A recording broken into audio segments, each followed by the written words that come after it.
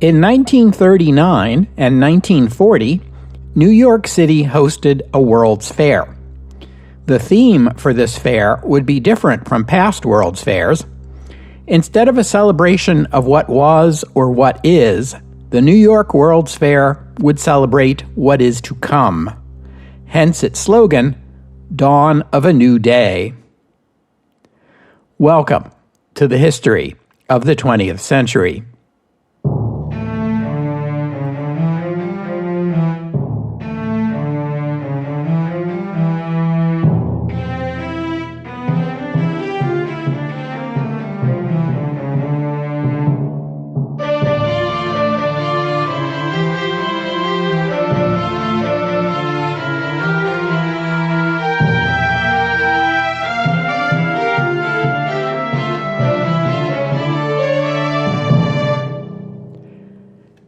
Episode 329, Dawn of a New Day. The coming of the Industrial Revolution brought with it national exhibitions, where a nation's manufacturers would come together to show off their products. This idea especially caught on in France, where Paris would regularly host such events. The year 1851 brought the Great Exhibition at London's Crystal Palace, which did the French one better by announcing itself to be the Great Exhibition of the Works of Industry of all nations, and hosting exhibitions not only from Britain and its empire, but from 44 other nations. New York City copied the Great Exhibition with its own version in 1853. London hosted a second exhibition in 1862. In 1876, the United States celebrated its centennial with an exhibition in Philadelphia. The French followed suit by converting their national exhibitions into international exhibitions, grandly labeled Universal Expositions. These were held in 1878, 1889, and 1900. Barcelona hosted one in 1888.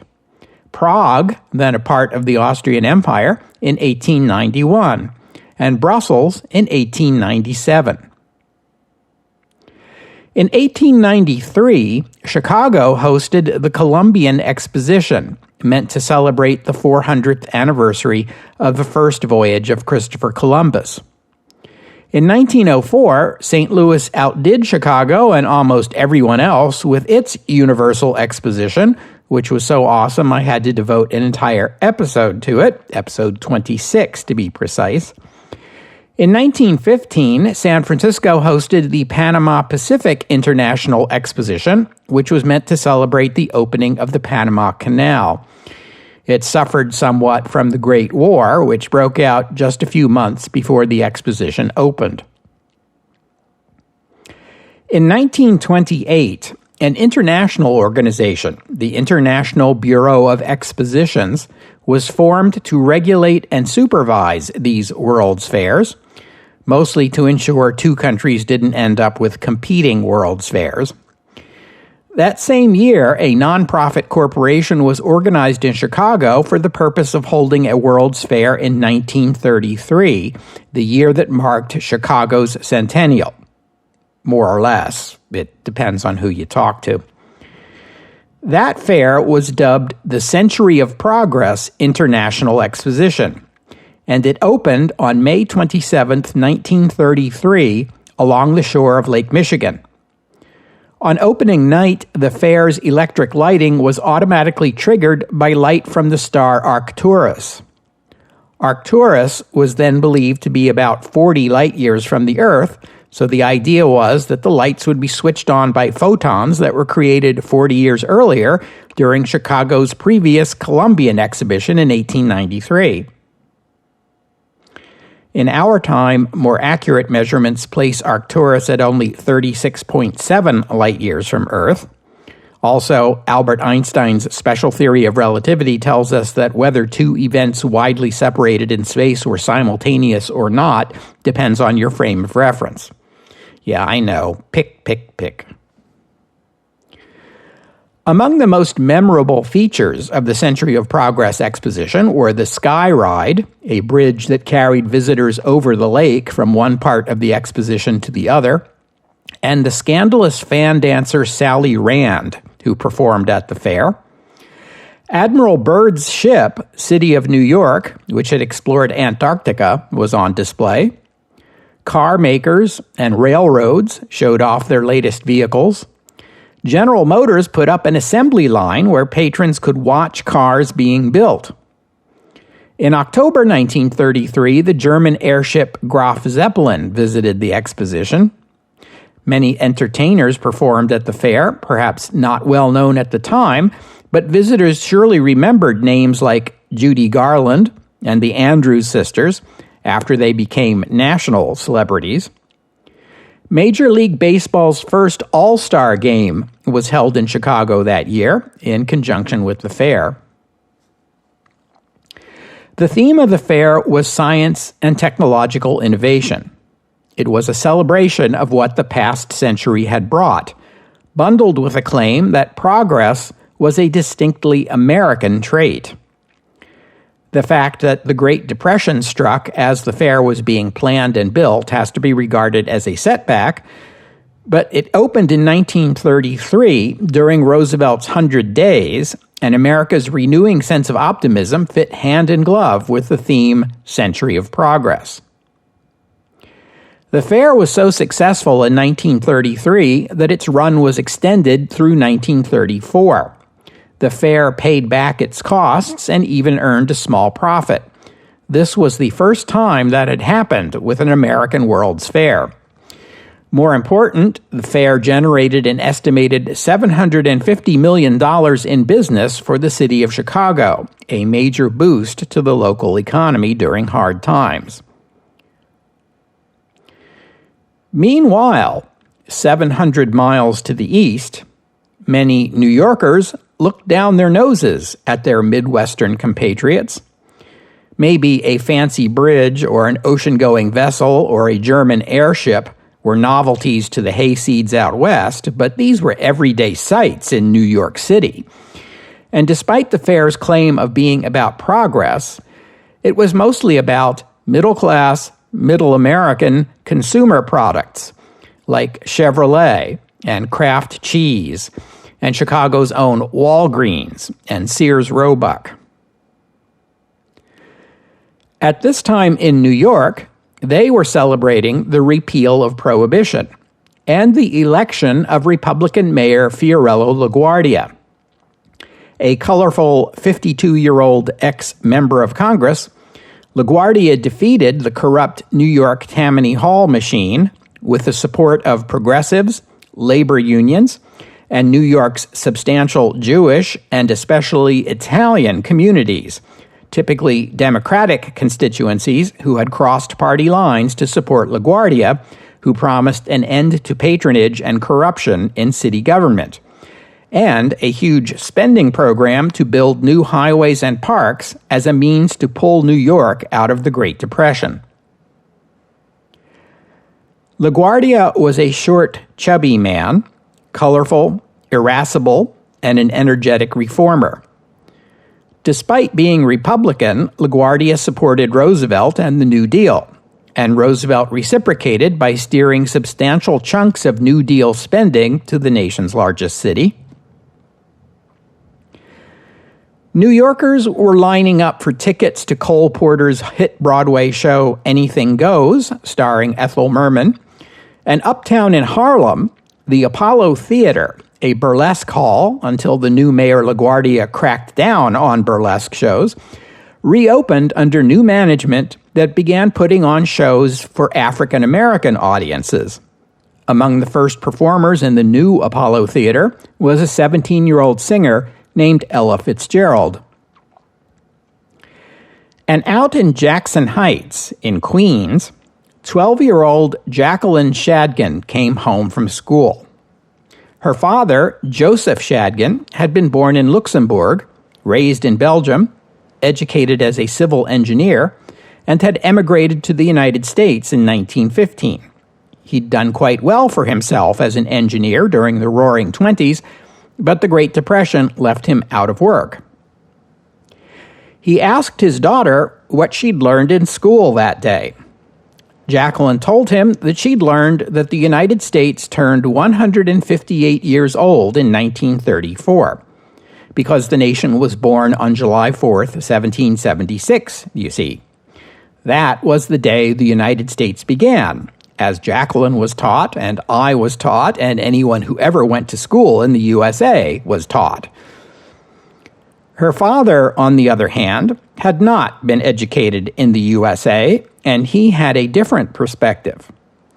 Yes, that was the date of the signing of the Declaration of Independence, but a declaration is merely that. It represents a statement of intent, maybe, but not the birth of a nation. Father and daughter argued this point all through dinner.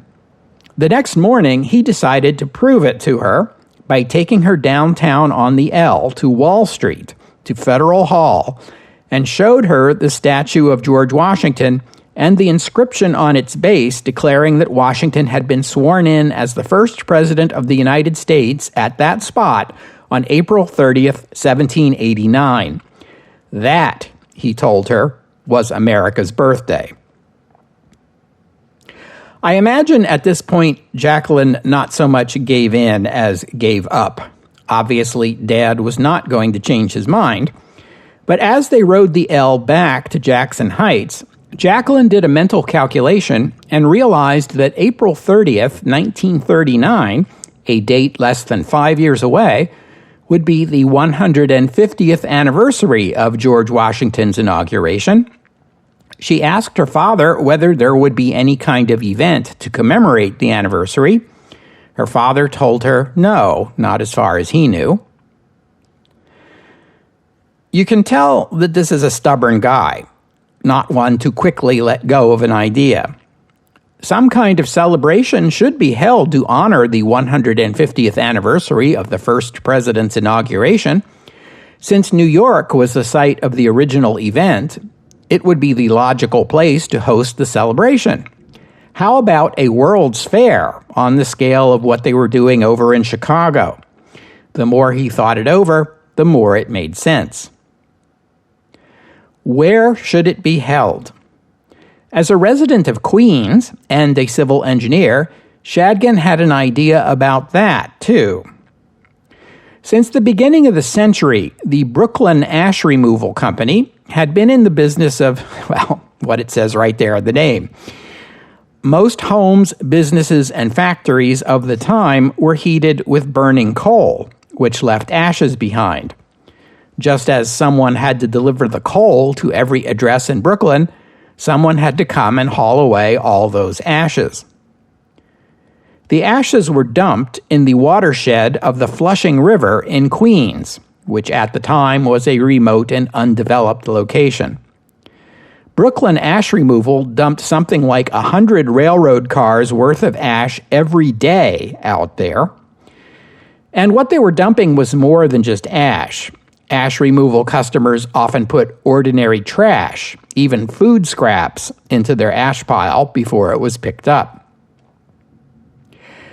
Meanwhile, Queens developed, and a city grew up along the site, which the locals called the Corona Dump, a 1,000-acre wasteland of ash and decay that generated foul smells that permeated the borough.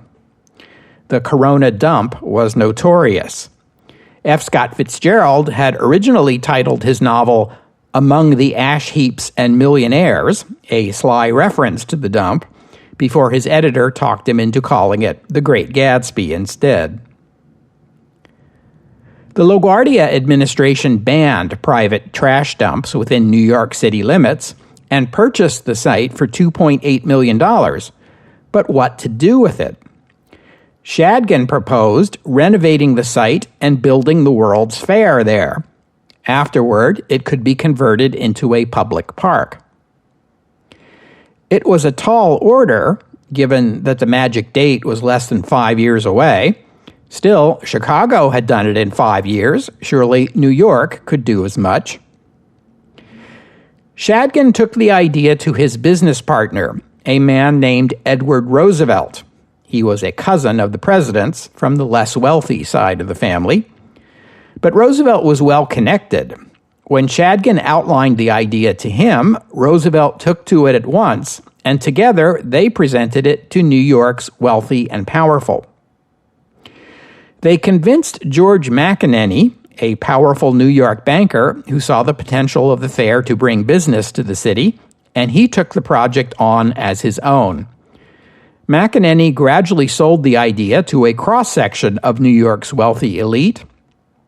On September 23, 1935, McEnany hosted a grand dinner at the Ritz-Carlton Hotel. Both the mayor and the governor were present and spoke in favor of the plan, and McEnany read out a telegram of support from President Roosevelt and noted that the city's parks commissioner, Robert Moses, also endorsed the plan.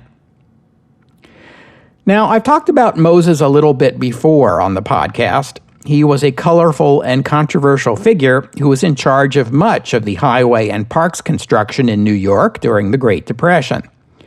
He had a testy relationship with Mayor LaGuardia. LaGuardia didn't think much of him or of any of the commissioners who led the various city departments and worked under him. One of his favorite insults when chewing out a subordinate was to tell them, "You're so stupid, I should appoint you a commissioner." Moses was a visionary, but he was also temperamental and stubborn. He threatened to resign so many times that LaGuardia had a pad of forms printed up, which he kept on his desk. These pre-printed forms read, "I, Robert Moses, hereby resign, effective," with a space to fill in the date and sign. Whenever Moses came to the mayor to complain about something, LaGuardia would tear off a form from the pad and hand it to him. The World's Fair plan was in line with Moses' own thinking. He had come to the same conclusion about the Corona dump, that it needed to be converted into a park, but he couldn't get the money to do the job. Moses had gone so far as to run the new Grand Central Parkway through the dump.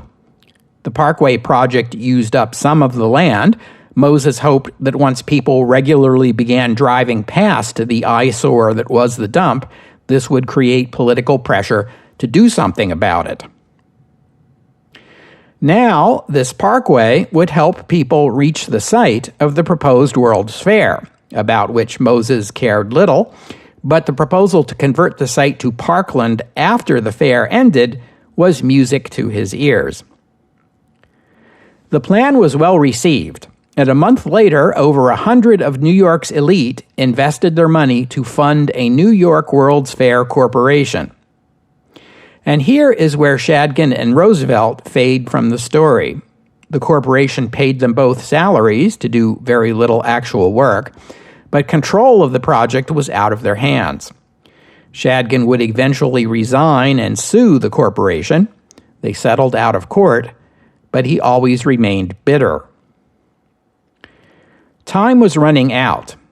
Wrangling over funding between the corporation, the city, and the state cost another 6 months. When that was all settled, there were only 3 years left.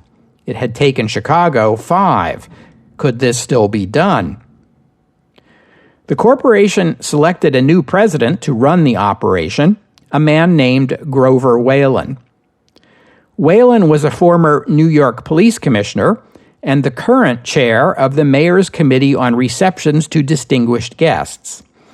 In that capacity, he had become something of a celebrity himself, hobnobbing with people like Admiral Byrd and Charles Lindbergh. He came to be known as Mr. New York. Whalen did not invent the idea of dropping ticker tapes, but he perfected the ticker tape parade, turning it into the New York version of a Roman triumph. With the deadline to open the fair looming, Whalen put the project back on track. The fair needed a theme. Chicago's had been the century of progress. Celebrating progress was all well and good, but it meant looking backward. Whalen wanted something different. He wanted a fair that would look forward into the future. Except he didn't like that word, future. To him, it evoked fortune tellers and mysticism. So he went with building the world of tomorrow. In 1936, this was announced officially. Over time, it got shortened to the world of tomorrow and an accompanying slogan, Dawn of a New Day. In addition to traditional forms of publicity, Whalen pioneered new ways of keeping the coming fair in the public consciousness. In 1938, he persuaded New York State to stamp its license plates with the words New York World's Fair 1939. Every player in all three of New York's baseball clubs, the Yankees, the Giants, and the Brooklyn Dodgers, wore a uniform decorated with the Trilon and Perisphere, which had been unveiled as the symbols of the fair. Sales of New York World's Fair merchandise helped fund the project, which was a novel idea in its time. Among the branded merchandise was fabric adorned with the Trilon and Perisphere. The fair got a royalty on every yard that was sold, and women who wore dresses sewn from it became walking billboards for the World's Fair. When aviation magnate Howard Hughes attempted to break the record for fastest flight around the world, Whalen talked him into naming his airplane New York World's Fair. Hughes carried the name and the Trilon and Perisphere image with him as he broke the record, previously held by the late Wiley Post. There was also the matter of persuading foreign countries to invest in pavilions. When Britain and France refused to go big, Whalen decided to go to Moscow to convince the government of the USSR to use the fair to promote Soviet achievements. He couldn't even get a visa to visit Russia because, as New York Police Commissioner, he had overseen crackdowns on the Communist Party, and Comintern had a long memory. Undeterred, Whalen went to Washington and got a meeting with Konstantin Umansky, the charge d'affaires of the Soviet embassy, and convinced him to come up and spend a weekend in New York, to be wined and dined and presented with plans and models of the upcoming fair. Umansky was convinced and surprised Whalen by asking to use the telephone to call General Secretary Stalin right then and there. Umansky got Stalin on the line, and Whalen listened to Umansky as he enthused over the World's Fair, telling Stalin how Whalen had promised the USSR a prime location. Stalin asked Umansky how much it would cost. Umansky forwarded the question to Whalen. Whalen said $4 to $5 million. Stalin committed to $4 million right then and there. Once the Soviet agreement was announced, other countries began to take interest. Whalen traveled to Europe and managed to get a 10-minute meeting with Benito Mussolini. Mussolini opened the meeting by noting that Whalen was a former police commissioner and asking, "How did my people behave?" meaning Italian Americans in New York. Whalen said, "Some good, some bad." Mussolini asked, "The bad ones. From Sicily?" The 10-minute meeting ran for an hour and a half.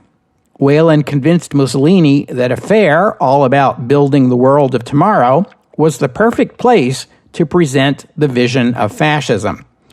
Mussolini asked how much. Whalen, having learned his lesson with Stalin, said $5 million. Mussolini agreed. In the end, a total of 62 nations would be represented at the fair. 22 of them built their own pavilions, more international participation than had ever before been seen at a World's Fair. The only major nation that declined to appear at the fair was Germany. Chicago's fair had been planned for 1 year, then extended to 2. New York's would also run for 2 years, 1939 and 1940. The corporation calculated the fair would need 50 million visitors to break even. Grover Whalen confidently predicted $60 million, which would close out the fair with a substantial profit.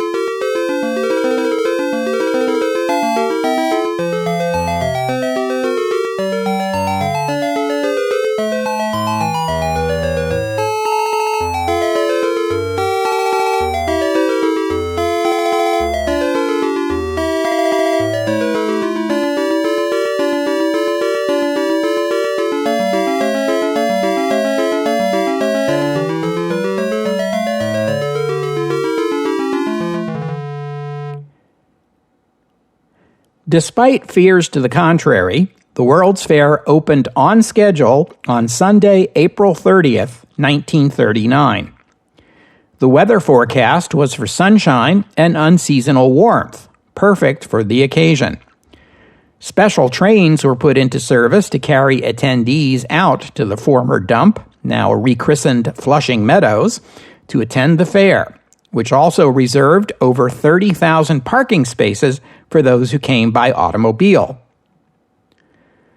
The fair opened at 11 a.m., with opening ceremonies scheduled to begin at 2 in the afternoon. These were a series of speeches culminating in an appearance by President Roosevelt, who arrived with his family, including his wife Eleanor, who wore a silk dress that bore the Trilon and Perisphere pattern with matching hat and handbag. Roosevelt officially declared the fair open, speaking for about 15 minutes, which was about as long as he could stand behind a podium in his leg braces.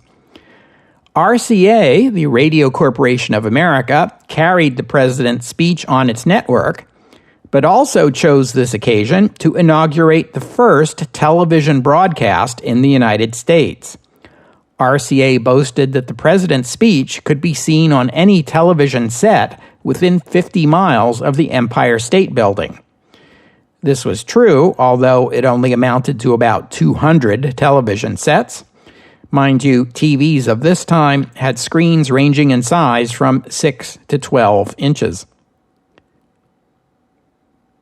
Contrary to the weather forecast, the afternoon turned cold, with threatening clouds moving in just as the President and First Lady were leaving. The next major ceremony was scheduled for 4 o'clock, by which time it had begun to rain, and visitors began streaming for the exits.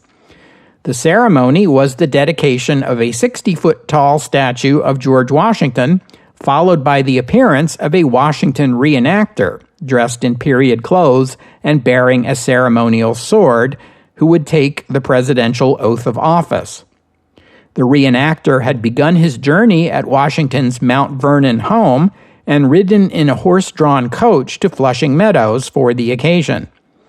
Alas for him, the rain turned into a downpour just as he arrived, driving away most of the small crowd that were waiting for him.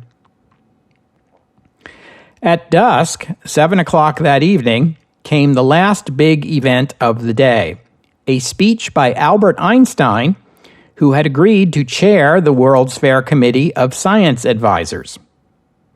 Einstein had come to regret that decision and expressed his frustration at how the fair was promoting showy, crowd-pleasing exhibits at the expense of real science education. He was also regretting his decision to give this speech. He was assigned the task of explaining cosmic rays to the audience. Then they told him to limit his remarks to 5 minutes. Einstein delivered the speech as requested. Between his German accent, the technical nature of the subject matter, and the dodgy public address system, no one understood a word. But by 1939, the public was quite used to the idea that Albert Einstein operated on a whole different plane beyond the comprehension of ordinary people.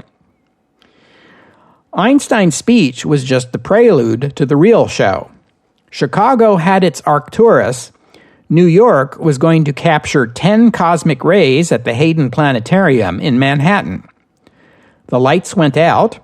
Then, as each ray was detected, one additional beam of light would illuminate the Trilon from the base up. After 10 lights fully illuminated the Trilon, Einstein would throw a switch to light up the whole fair with fluorescent lights, a newly introduced technology. Only when Einstein threw the switch, the electrical system overloaded and blacked out the entire fair. After frantic troubleshooting failed to solve the problem, Grover Whalen ordered the fireworks show to begin early. It was an inauspicious beginning, compounded by the fact that despite Whalen's prediction of 1 million visitors on the first day, the actual number was 200,000. The rain had kept people away, and it's possible Whalen's predictions of huge crowds may also have scared visitors off. The centerpiece of the World's Fair was the theme center, consisting of those Trilon and Perisphere structures familiar to everyone in America by now. They alone cost nearly $2 million to build and had required sinking over 1,000 wooden piles into the former ash pit below to provide sufficient support. The Trilon and Perisphere were supposed to represent the finite and the infinite, though more than one commentator remarked on their resemblance to male genitalia. The Trilon was a 600-foot-tall, three-sided spire. Its name was a portmanteau of triangular pylon. The Perisphere was a sphere, 180 feet in diameter, built above a reflecting pool. Its 8 supporting columns were obscured by 8 fountains, creating the illusion that the huge white sphere was floating in the air. Visitors entered the Perisphere and rode up what was then the longest escalator in the world, to one of 2 revolving balconies that completed a circle every 6 minutes. From this vantage, they would look down upon Democracity, a huge model of city, suburbs, and countryside meant to represent life in the future, each of its wonders explained by a recorded narration and accompanied by original music composed by African-American composer William Grant Still. After 2 minutes of daylight, evening would fall. The space grew dark as tiny lights appeared in the windows and streetlights of the miniature city. Pinholes in the dome overhead provided starlight. From there, visitors would exit the Perisphere at its equator and descend a huge ramp called the helicline that would take them through the Trilon and then down to the ground below. From the theme center, 3 avenues extended outward, dividing the fair into zones. They were color-coded: yellow, red, and blue. The theme center was the only white building at the fair. Along each avenue, the colors of the buildings began pastel and grew deeper as you progressed. Besides giving the fair a unified color scheme, this layout had the added advantage of making it all but impossible to get lost. You always knew where you were by the colors of the buildings around you, and the pavilions and the exhibition halls were designed with a sleek, futuristic look. Exhibitors were forbidden to put advertising on the exteriors of their buildings, though there was plenty of salesmanship going on inside. The theme center was voted the second most popular attraction at the fair. It was upstaged by the Futurama exhibit at the General Motors Pavilion. Futurama cost GM $7 million and was intended to sell the nation on the idea of superhighways linking the country, and of course, creating more demand for cars. It was an enormous scale model of an American landscape in 1960. Cities, farms, mountains, rivers, containing 500,000 tiny buildings, 1 million tiny trees, and naturally 50,000 automobiles, 10,000 of which moved along the superhighways of the future. Visitors rode through the exhibit in pairs on a double seat for 18 minutes, simulating a flight of hundreds of miles at a time when most people had never ridden in an airplane. Changes in the scale and rises and dips in the ride gave the feeling of diving low to examine a community in detail, then climbing to a higher altitude to travel over a mountain range, while speakers hidden in the upholstery narrated the scene. Streamlined cars sped along 14-lane highways at speeds up to 100 miles per hour in perfect safety, as each car automatically maintained its distance from the car in front.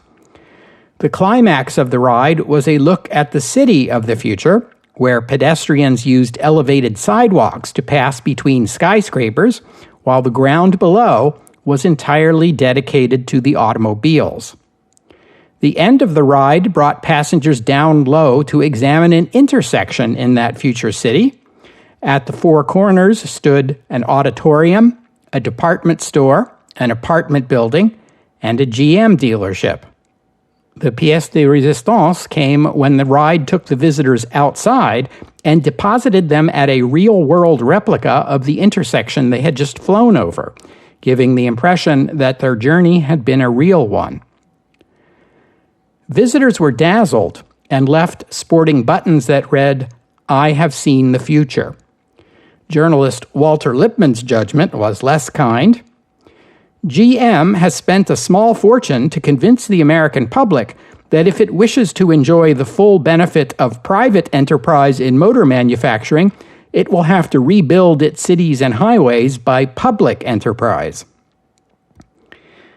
The line to get into Futurama was never less than an hour long, and it was often 3 hours long. By contrast, the Ford exhibit merely showed you the road of tomorrow. General Electric showed you the kitchen of tomorrow. Firestone demonstrated the tire of tomorrow. There was a life-size town of tomorrow, showcasing the houses of the future. There was even a drugstore of tomorrow, where you could buy an ice cream soda at the fountain of the future. Or you could taste the sandwich of tomorrow. Actually, that last one is a joke that appeared in the New Yorker magazine. IBM showed off electric typewriters and a calculator that could solve arithmetic problems using punched cards. Borden demonstrated cow milking machines. AT&T demonstrated the voter, a device that took typed input and generated synthetic speech. RCA showed off televisions, including one with a transparent cabinet so you could see the electronics inside. This was to reassure skeptics who thought it was all some kind of trickery. Visitors could even see themselves on television and make their own phonograph record to take home.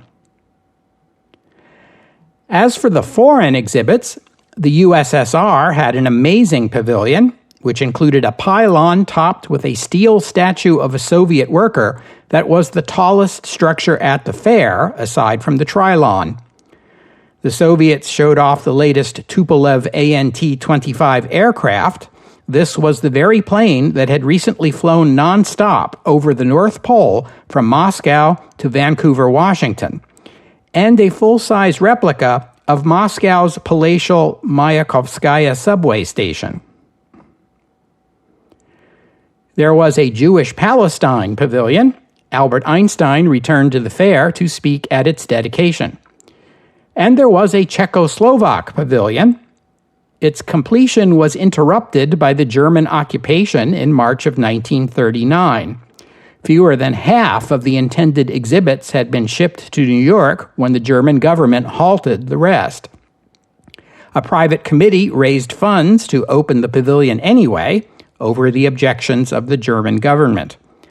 A plaque on the front of the building explained that the pavilion was unfinished, begun by the Republic of Czechoslovakia and maintained by its friends in America. The Italian pavilion offered a jumble of imagery combining ancient Rome and modern fascism. In a similar vein, the Japanese pavilion was designed to resemble a Shinto shrine set in a Japanese tea garden, yet it also featured a replica of America's Liberty Bell. This replica was done in silver and ornamented with diamonds and pearls. They called it the $1 Million Liberty Bell. Both of these pavilions were popular with fairgoers. On the 1st of September 1939, the cumulative attendance figure was 16 million, which was well below estimates. Grover Whalen was sidelined, and cost-cutting measures were implemented. The 1st of September also marked the invasion of Poland. Ironically, the 2nd of September had already been scheduled as Polish National Alliance Day. It produced a record turnout at the fair of Polish Americans who came to listen to speeches and watch a parade, which kicked off with a marching band playing the Star-Spangled Banner and the Polish national anthem, Poland is Not Yet Lost. Many visitors wept as they viewed the exhibits that day. Outside stood a bronze portrait of Józef Piłsudski, who had led the struggle for Polish independence. The fact that he had fought with the Germans against the Russians now posing as a sad historical irony. Mayor LaGuardia spoke to the crowd, assuring them that, "When the world of tomorrow writes the history of today, the people of Poland will have a glorious page in that history." On October 31st, the fair closed for the season. That night, the Perisphere was lit up to resemble a jack-o'-lantern. Total attendance for 1939 was 26 million, making it clear the fair was not going to turn a profit. Indeed, it would struggle to make the break-even point of 50 million total over 2 years. The fair opened again on May 11th, 1940, and within minutes, the line to get into Futurama was as long as ever. Administrators had made a few changes in the fair to entice more people to come, or to come back. The admission price was lowered, but once you were inside, there would be fewer restaurants that would be charging higher prices. Most of the exhibits were air-conditioned, and the fair changed theme from Building the World of Tomorrow to For Peace and Freedom in response to the Second World War. General Motors had added more railings outside Futurama to help control the crowds and give people something to lean on while they waited. Inside, they added 600 churches to the Futurama exhibit in response to criticism from church groups that GM's vision of the America of 1960 didn't seem to have any Christians in it. The most dramatic change was the disappearance of the imposing Soviet pavilion. The Russians had dismantled it and shipped it home at the end of the 1939 season. In its place was a hastily assembled open-air amphitheater called the American Commons, where there were performances of songs and dances from various ethnic groups found in America, a celebration of diversity, although they didn't call it that in 1940, and also an implicit rebuke of Nazism. The Polish pavilion was still open, though now it was draped in black. Its restaurant was still defiantly dishing out Polish ham, and every night at dusk, a bugler in the tower played a short bugle call cut off in mid-note. This was the Hey Now, which supposedly commemorates a bugler who awakened the sleeping city of Krakow one morning in 1241 to warn them that Tatars were attacking. It is said he was shot in the throat with an arrow as he blew the warning, hence the custom of stopping the Hey Now in mid-note before it was finished. This added a distinctly downbeat feeling to what was supposed to be a happy occasion. Even more depressing was the fact that the Czechoslovakia and Poland pavilions, were now joined by the Norway and Denmark pavilions on the list of exhibits celebrating countries under German occupation. As 1940 unfolded, the list grew longer. And as you know, the fair's opening on May 11th coincided with the German offensive in the West. The Netherlands pavilion never opened. The pavilions of France, Belgium, and Luxembourg did open. So did Finland's and Portugal's, although both those countries shut down their exhibitions by July. As the fair progressed through the summer of 1940, New York City experienced a series of bombings. In June, powerful bombs went off nearly simultaneously at the offices of the German consulate in Manhattan and those of the communist newspaper The Daily Worker. Now, who would be targeting Germans and communists? It left the New York Police Department's bomb squad scratching their heads. News coverage of these bombings triggered a flood of copycat telephone bomb threats all around the city.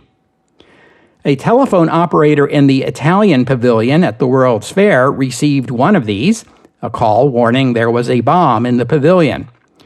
Police searched the building and found nothing, but the police department decided to keep plainclothed members of the bomb squad stationed full-time at the fair, just in case. On July 1st, another telephone bomb threat was received, this time at the British Pavilion. Again, the bomb squad searched the building and the surrounding area, but found nothing. July 3rd, 1940, was Superman Day at the fair, and it included a public appearance by an actor costumed as the Man of Steel, which is notable because this is the first occasion on which a live actor portrayed Superman in costume. And yet, the identity of this actor is unknown. No record of who that man was survives, though personally I suspect a newspaper reporter named Clark Kent. We'll be talking a little bit more about Superman in a couple of weeks.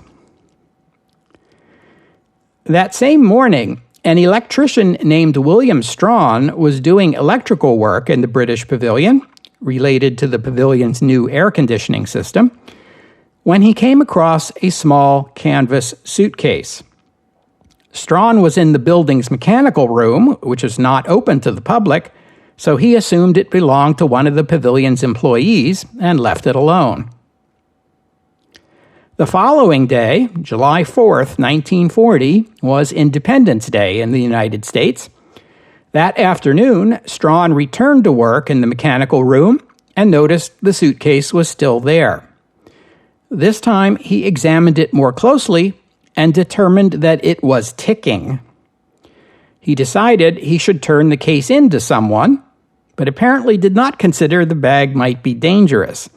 He picked it up, carried it downstairs, and delivered it to the man he was working for, a British man named Cyril Hawkins. Hawkins didn't know what to make of it either, though he agreed that it was ticking. They decided to show it to Sidney Wood, the person in charge of security at the British Pavilion, but first they had to find him. So Strawn picked up the suitcase again, and he and Hawkins began threading their way through the crowds in the busy pavilion to look for him. But wait, this gets worse. They found Wood in the Magna Carta room. This was where the British kept their most interesting and their most popular exhibit, one of the 4 existing copies of the original Magna Carta. This was the first time one of these copies had been exhibited outside of Britain, and it was the highlight of any visit to the British Pavilion, to be sure. And there, in the packed room that also contained an irreplaceable historical treasure, they showed the suitcase to Wood. He didn't know what to make of it either, so he called his boss, C.M. Pickthall, the British Commissioner General, the man in charge of the British Pavilion. When they explained the situation to Pickthall, he suggested they contact the police. I guess now we know why he was the one in charge. The two plainclothes detectives from the NYPD who were on duty at the fair that day were summoned. They called in a report on the situation. Then one of them suggested that maybe the suitcase should be taken out of the British pavilion to someplace away from the crowds. They exited the pavilion and carried the bag to a secluded spot behind the Polish pavilion, near the chain-link fence at the perimeter of the fairgrounds. NYPD sent 2 detectives from the bomb squad out to the World's Fair to investigate. Their names were Joe Lynch and Freddie Socha. They arrived on the scene a little before 5 o'clock that afternoon and met up with the canvas suitcase and the 5 police officers guarding it. After establishing for themselves that yes, the bag was ticking, Lynch asked the other officers how long it had been ticking. They reported to him that the electrician, Strawn, had first noticed the ticking about an hour and a half ago. He hadn't noticed any ticking yesterday. What do you mean yesterday? They explained how the bag had first been spotted yesterday morning. Then it couldn't possibly be a time bomb, the bomb squad detectives concluded. Time bombs were set off by clocks, hence the ticking sound, but a clock only counts out 12 hours before starting over again. Maybe it was a hoax? Lynch decided to cut a small hole in the bottom of the suitcase and take a peek inside. He and Socha cut the bag open while another police officer watched closely. The other 4 were some distance away. When the hole was cut, Lynch and Socha looked inside. They saw sticks of dynamite. "This looks like the real goods," Lynch said. The officer watching stood up and turned to his fellow police officers and warned them to get back. "It's the business," he said. A few seconds later, the explosive blast caught that police officer in the back and blew him into the other waiting officers, knocking them all to the ground. The bomb had exploded, killing Lynch and Socha and wounding the other 5, 2 of them seriously.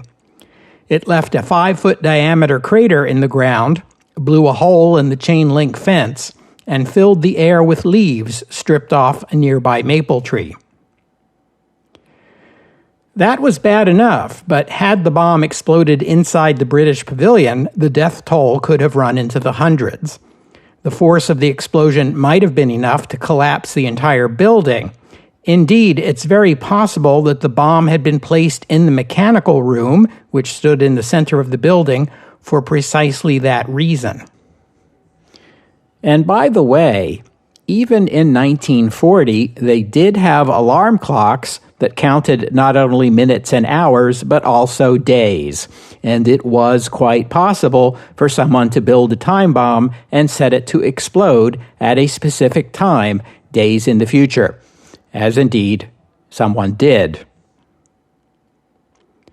News of the explosion triggered another wave of copycat bomb threats.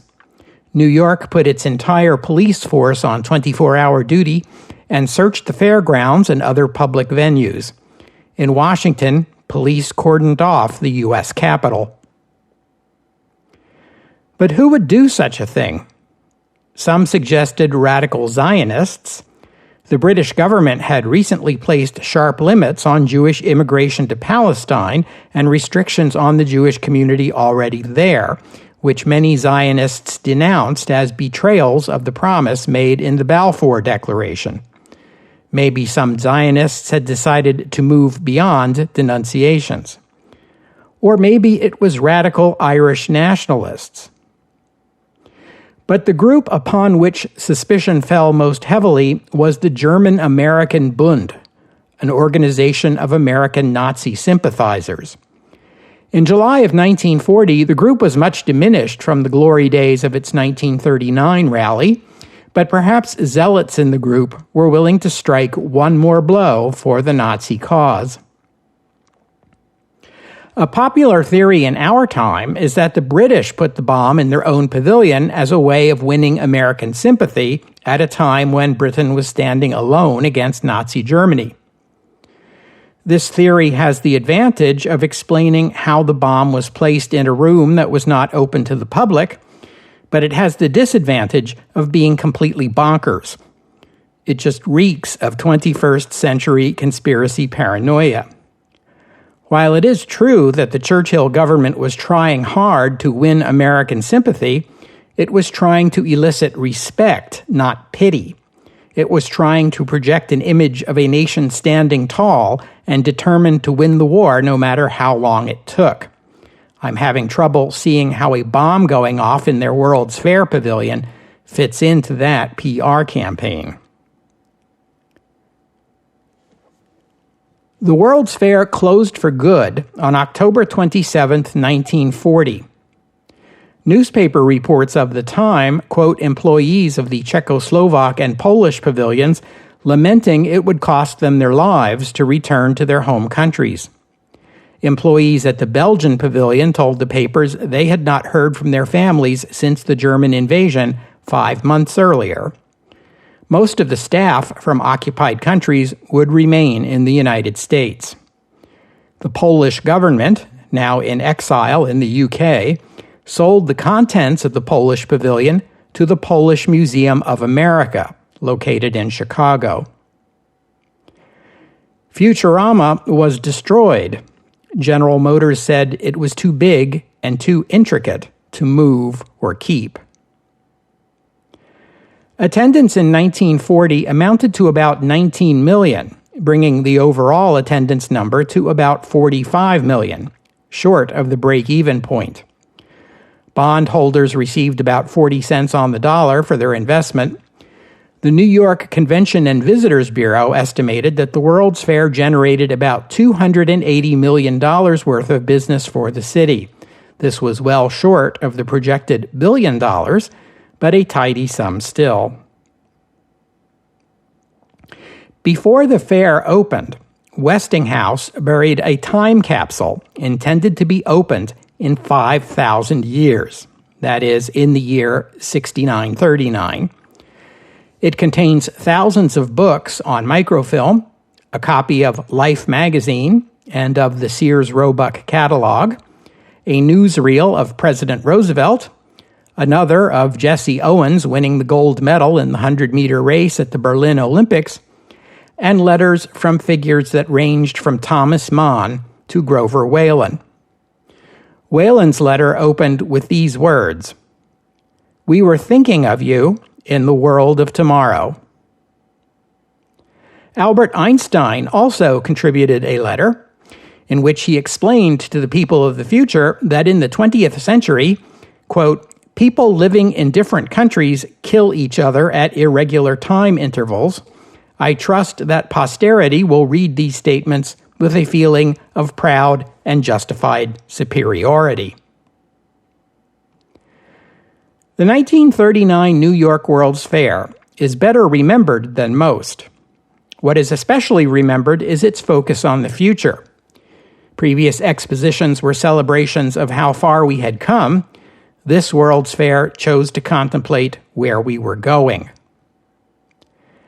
This contemplation of the future, sometimes called futurology, came into its own during the Jazz Age, possibly because the world of 1939 had changed so radically since even, say, 1919. Imagine what the years to come would bring. The fair was an attempt not only to imagine the future, but to celebrate it, and to think seriously about how to prepare for it, a project that previously had been the preserve of Mr. H.G. Wells. Another manifestation of this budding interest in futurology is the emergence of science fiction as a distinct category of literature. We will talk about that next week. As anyone who has read the science fiction of this era can attest, and I grew up on it, the writers of this time had little interest in conventional literary concerns like plot or character, choosing instead a keen focus on developing plausible scenarios for what the future might bring. Science fiction, like the World's Fair, aimed to prepare the public for what was to come. It is no coincidence that the first World Science Fiction Convention, with about 200 attendees, was held in New York City in 1939, coinciding with the World's Fair. The fair introduced the American public of 1939 to a number of new technological wonders. Principal among them was television, which began in the U.S. at the fair. Westinghouse brought to the fair the first machine that could play a game against a human opponent. It was called the Nimitron because it played the game of Nim. It was about the size of a large refrigerator. DuPont introduced nylon stockings, and Sawyer's photo finishing service introduced a reinvented form of stereoscope that took advantage of modern color film to produce breathtaking 3D landscape images in vivid color, and marketed as the ViewMaster. Everyone had one of those when I was a kid. Does anyone still have them today?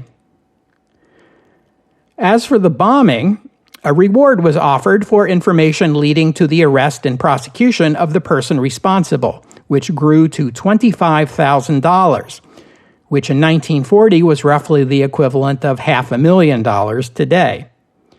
Even so, no one was ever charged with the crime, and the identity of the perpetrator remains a mystery, even in our day. The reward money is still out there if anyone wants to claim it. What else is there to say? I'm going to give the last word to Grover Whalen, who said this on the day the World's Fair closed. We dreamed dreams, and the dreams all came true. We stimulated the world. We did our best to prove that nations can live in peace and freedom. I think we're stopping at the right time, but I've cried more than once just thinking about it. And now is the right time for us to stop as well.